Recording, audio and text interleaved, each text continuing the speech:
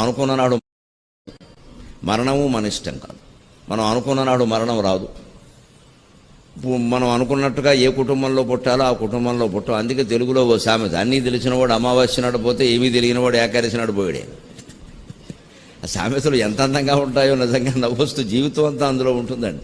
ఆ సామెతల కోసమైనా భాషను నిలబెట్టుకోవాలి మనం. సామెతలోని ప్రత్యేక పాఠం ఒకటి, ఓ 10 సామెతలు అర్థాలు చెప్పి నేర్పేలాగా 6వ తరగతి నుంచి 10వ తరగతి వరకు పెడితే వాడి జీవితంలో ఆత్మహత్య చేసుకోవడం ఖచ్చితంగా. తెలుగు సామెతల్లో అంత గొప్పతనం ఉందండి. ఈ సామెత చూడండి ఉదాహరణకి.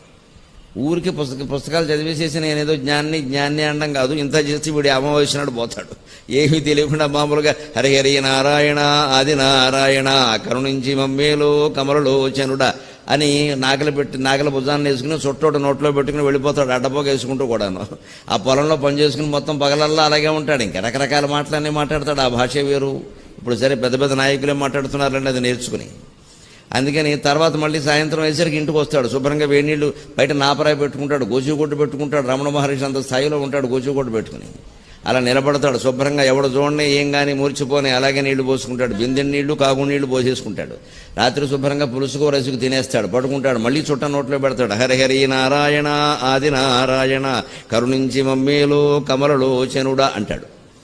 వీడు ఏకాదశి నాడు పోతాడు ఖచ్చితంగా. వాడికి ఆ ద్వారాలు తెలుసుకోవాలంటే అంతే ఇంకా.